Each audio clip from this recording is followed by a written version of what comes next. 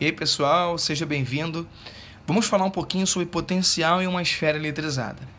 Eu quero determinar como que o potencial elétrico se comporta em uma esfera eletrizada.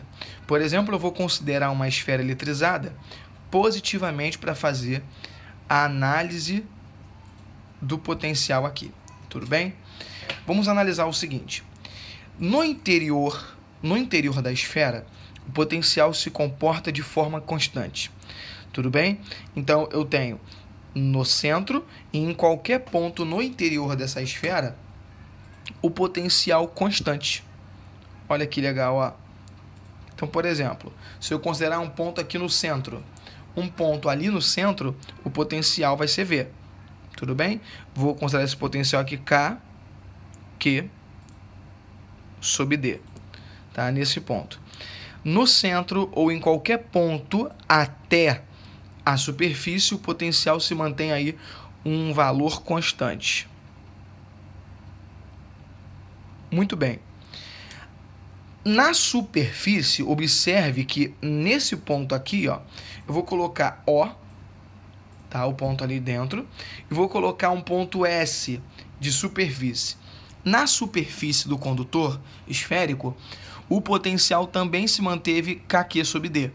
Ou seja, o potencial no interior é igual ao potencial no centro, igual ao ponto genérico dentro da esfera e também igual à superfície da esfera. A partir desse momento, para quaisquer distâncias aqui da esfera, o meu potencial vai diminuir obedecendo esse gráfico. Tudo bem? Então aqui ele vai decrescendo cada vez mais longe, ele vai decrescendo mais. Professor, mas eu gostaria de entender o motivo disso tudo. Claro, vamos então à demonstração desse motivo. É uma demonstração rápida que, com qualquer conhecimento de potencial, não precisa ser um conhecimento extremamente avançado, o nosso conhecimento mesmo já é suficiente para a gente entender isso aqui, legal? Então vamos supor aí que eu tenho várias carguinhas aqui, ó. Tem a carga Q1, a carga Q2, a carga Q3, e eu tenho aí até uma carga Qn. Tudo bem? Eu vou considerar que essa esfera que nós vimos aqui, essa daqui, ó, cada unidade de carga que tem aqui em cima da esfera se comporte como uma carguinha unitária, tá vendo? E eu quero descobrir qual vai ser o potencial aqui no centro. Bom, para eu calcular o potencial aqui no centro, o potencial resultante, eu vou colocar VR. Como que eu vou calcular esse potencial resultante? De forma fácil, ó. O potencial resultante vai ser o potencial da carguinha 1 mais da carguinha 2, mais de quantas carguinhas eu tiver, Vn. Com isso, eu vou determinar o seguinte. O potencial da carguinha V1 vai ser K vezes Q1 sobre a distância até o centro, que é o raio. Para todas essas carguinhas aqui, a distância vai ser o raio.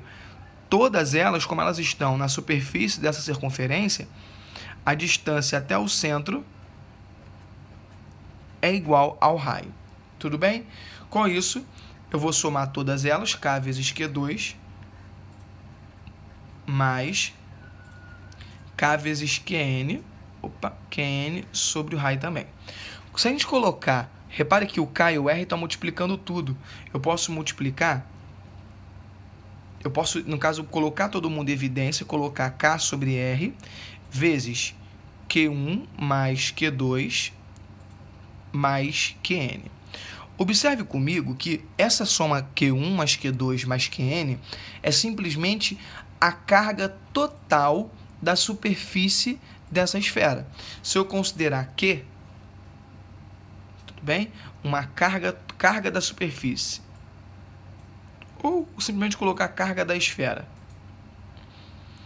A carga da esfera é simplesmente a soma de toda a carga que a esfera tem. Tudo bem? Eu vou considerar que ela é como se fosse a soma de todas elas. Q1 mais Q2 mais Qn. Beleza?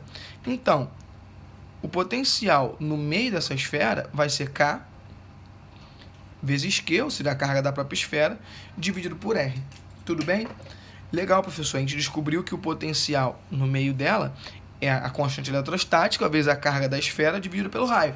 Show de bola. Formulinha de potencial. Mas como que eu sei que dentro dessa esfera, qualquer ponto tem o mesmo potencial? A gente vai agora mostrar o seguinte. Eu vou te mostrar aquela propriedade que eu falei que em qualquer ponto dentro da esfera eu tenho o mesmo potencial. Então, olha só, a observação que nós temos para falar é o seguinte. O potencial no interior de um condutor é igual ao potencial na superfície.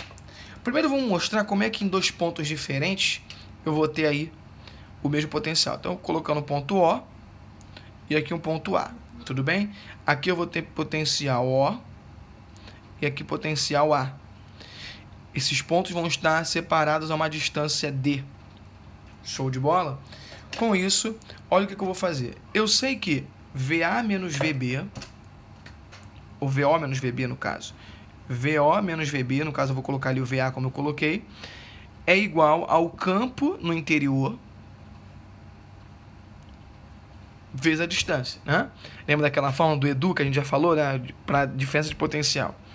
Gente, o campo no interior, 0. Consequentemente, o potencial em O menos o potencial em A é igual a 0. O potencial em O vai ser igual ao potencial em A. Olha que bonito. O potencial elétrico no ponto O igual ao potencial elétrico no ponto A. A mesma coisa para a superfície. Tudo bem? Para a superfície. Então, por exemplo, se eu colocar aqui ponto O, ponto A e um ponto B aqui na superfície. O potencial do ponto A é igual ao potencial do ponto B igual ao potencial no centro do condutor, seja ele um condutor dessa forma ou, no caso, um condutor esférico como aquele que a gente viu. Tudo bem? Então, eu vou até mostrar aqui como é que a carga se distribui. Lembra que a carga ela se acumula mais nas pontinhas, na parte mais pontiaguda, tá? Eu tenho um condutor eletrizado. O potencial se comporta dessa maneira. Tudo bem? Pessoal, até a nossa próxima aula. Valeu, tchau, tchau.